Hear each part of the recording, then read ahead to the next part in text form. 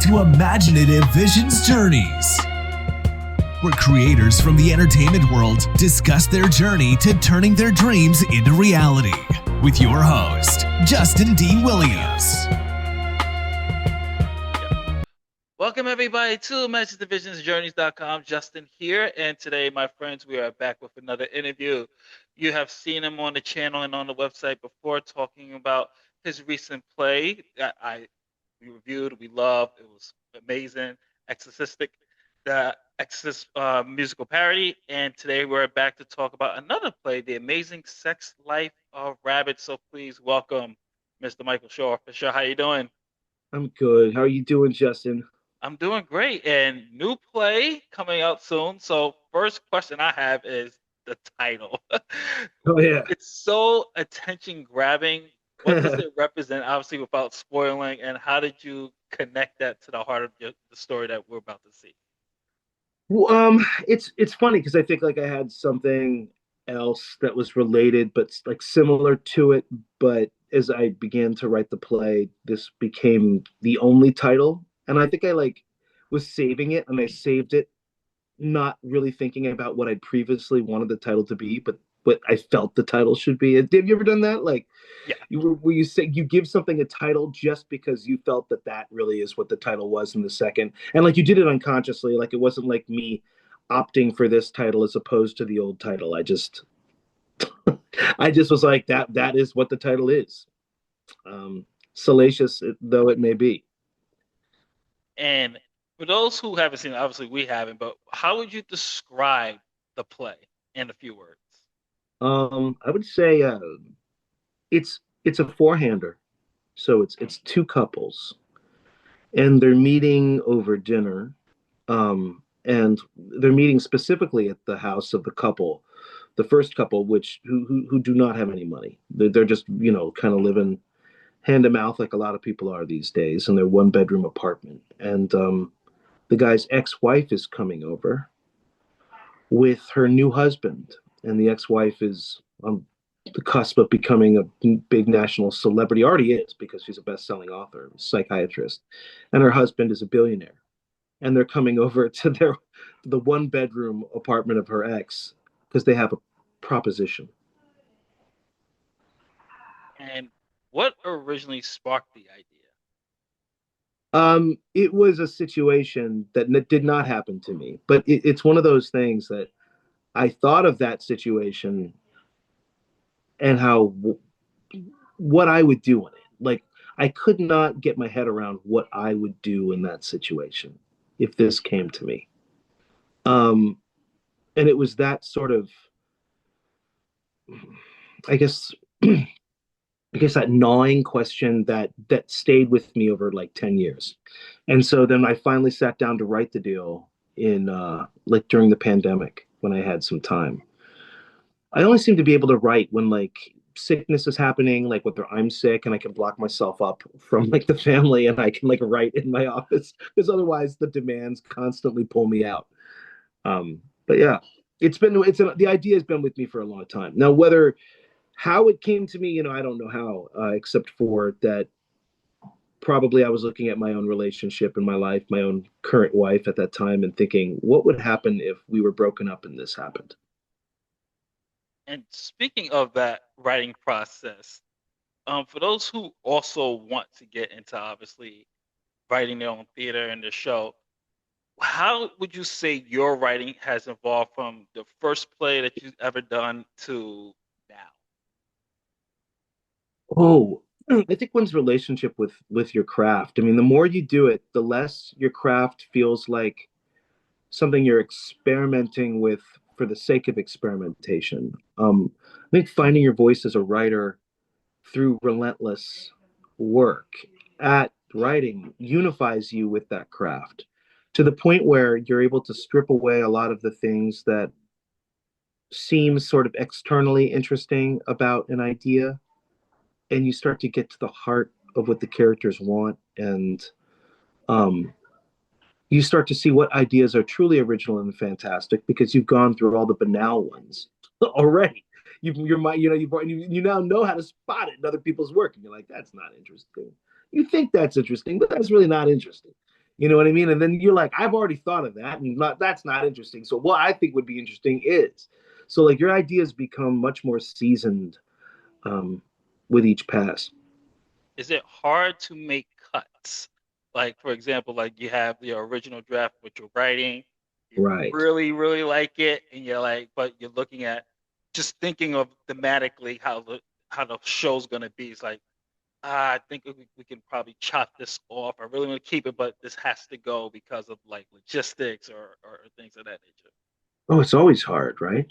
Always. But it's also like necessity is the mother of invention. So if you're forced to cut, then you learn something about why you have to cut, right? So it's like if you take a sentence like um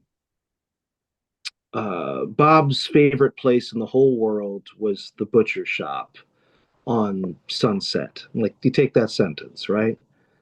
And then like you sort of strip that down, and you're like, you got to cut this down now to like 7 words, and then like you cut that down, and then the 5 words. Now you got to cut that down again. You start to distill by boiling down the words and cutting. You start to distill the idea until you've got like Bob's favorite place, period, the butcher shop. You know what I mean? Like then all of a sudden it's like it's distilled. Like you didn't have to have all the other words to get there. And I think that playwriting and screenwriting are all similar in that way. Though I feel like playwriting forces you and or doesn't force you as much as screenwriting does to really be um like succinct. You know what I mean? Like plays, like people just like to let it fly because it's a dialogue based art. But cutting is still essential, and it's always hard. One more writing in terms of the writing questions. 'Cause I'm Yeah. always fascinated when it comes to like plays that have musical elements or not musical elements. When do you know when to have a musical part or not to have one with no music at all? Oh, that's a good question. I think that you have singing happen, right? When something is reaching a point that is fever pitch, where it's so intense that it needs to go to a place that's without words. Now, words can still do that. I mean, you can't tell Shakespeare anything that he wrote was like not as intense as a song because it is. It's all very musical. Sometimes a play or sometimes an idea will require words to get there. And I don't know why, but it will require me to find the music and language and not in something that's more atmospheric like music. Like the words can be the atmosphere, they can create the atmosphere. Stilted conversation that turns into maybe joking back and forth, right? That maybe then someone offends somebody and then that idea progresses. I like to try to do very sort of language elements, storytelling elements in my songs, and I like to make my language in my plays very musical so that they do swell and that ideas can become heightened. But to know which is which, I mean, that depends on the piece, and you can't know necessarily going out until you sit down to do it. Um, with Rabbits, I will say it started as a scene that I wrote for a writer's lab that I was in.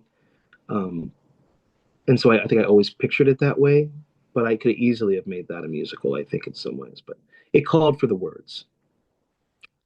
See, that's a kind of answer that doesn't help you at all. But that's what I'm full of. You know, I've got incredible asinine responses. And what can you tell us about the cast of this of the play? The cast, this is these everyone's family. Everyone loves each other. There's no egos. There's only what makes the best work. Um, they all put their faith in me, and this is some pretty out there material. I mean, it gets pretty confrontational and emotional and sexual and stupid, absurd. Like the fact that they had to go with me on all of those things. Oh, like that's a lot of trust. um, everyone I had worked with before. So we all had that relationship. They hadn't all worked with each other before this, but they had worked with me. And so we all just kind of became that glue of trust for each other and that place of safety to go to all these insane places. And So I love them all. Shane Hodges, Lee Wolf, who's about to get married actually this weekend, Richardson Cisneros Jones, and Rebecca Larson. All of them are fierce, fierce performers. and two more questions. Yeah, yeah. Speaking of the characters, um, how would you describe some of their dynamics of interactions that we might be seeing? Um, well, you've got the haves and you have the have-nots, and the privilege that goes with having, that huge, vast difference between the person who's barely able to make their rent and the person who, could buy a small country. Um, so that creates in them certain traits, certain touchy areas, certain areas of self-perceived invincibility or insensitivity that other people might be sensitive to on the other end of the spectrum, specifically those who don't have something, are aware of certain pains in life that they have to go to and through. And then the people who have a certain, their concerns are less based in survival, and also how they feel they can treat the other people. How whether one perceives themselves to be more human than the other. I think that's interesting. I think like rich people probably perceive the people with all of that wealth on some level are perceiving themselves to be more human than the lower creatures who don't have the money, and the people who are struggling know their humanity on this visceral level that they believe that the people who have money don't have. So there's this incredible combatic dynamic between the two. It's war. It's all that war between these two couples. But it's war that's not just like, it's not violence per se. It's emotional violence. It is degradation. It is nostalgia. It is, and the currency becomes things like sex, becomes these other very primal elements between these characters become their currency. It's so strange. Um, but all the characters interact in a different way. They're all completely unique, and they have this wonderful combustible nature. Like when they all get on the stage, it's like they all just go at each other, and it's just like those like rock'em sock'em robots or whatever. They just go at it. And sometimes it is very outspoken, and sometimes it's very subtle. Sometimes it's just shade after shade after shade. But everyone in the audience feels themselves getting riled up as each revelation reveals a new aspect of their history and their story. And then everyone's like, oh my gosh, what are these people going to do? And my final question is: you wrestled with, you've explored a lot of different genres.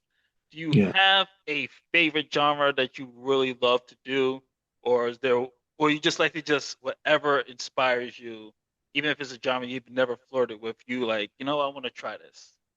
Well, you're talking about musicals, or you're talking about like horror. I don't know. I love musicals as a genre, but I don't love musicals. I'm not a great student of musicals that are made today. Not to say that I don't think that there aren't some really fun ones. Like I loved, what was the one I saw recently? Death Becomes Her. I had a great time at that show. But I don't geek out on musicals. Like it took me forever to see Wicked. I still have not seen Rent. Um, but as a genre, I feel it offers real opportunities for a storyteller. I think that they were onto something back in, the 70s and 80s and, early 90s and stuff, but before musicals became extremely, extremely commercial to the point of being sort of like theme park rides. where you could really tell things in a sort of operatic way and explore dark themes and cast some beautiful light on some subjects that are deeply romantic and troubling. Or, I love that stuff. I love horror, um, but I'm not into like slasher stuff. I love the supernatural. Um, I love the mysteries of the darkness and the light and all those things when there's more between heaven and earth that is dreamt of in our philosophy, that idea. What strange things can come out of the woodwork. I love surrealism, where something is just like 100 years of solitude, where people are flying around on magic carpets. And then commenting later when airplanes are in the sky, being like, why are people making such a big deal of this? People used to be flying around on carpets all the time. Like, I love that in storytelling. And one last thing is, can you tell the viewers where the show's playing, how long the show's going to be? Yeah. If your viewers have not been completely turned off by this rambling attempt at an interview on my part, yeah, sure. If you guys want to come see this insane show, The Amazing Sex Life of Rabbits, it's going to be at the SoHo Playhouse. It's part of the Fringe Encore series, which is something they do every year. They travel the world. They go to like countries, Greece, Italy. I mean, they go all over the world. They go to different cities in America as well. And they come back with this really kind of these specific shows that they think are really the best of the best that they've seen. And they dug us up out of Los Angeles. And so we are going to be running there for the Fringe Encore series the month of March. I think we open on the 2nd. And yeah, but if we're entering April, you'll know it's too late. You'll have missed it. So definitely try to see it in March. Guys, you heard Michael. Make sure you check out the show. I will definitely be there, so stay tuned for that. And thank you, Michael. Appreciate it. For Imaginative Visions Journeys. If you enjoyed this episode and you'd like to help support the podcast, please share it with others, post about it on social media, or leave a rating and review. To catch all the latest from Imaginative Visions, you can visit imaginativevisions.com.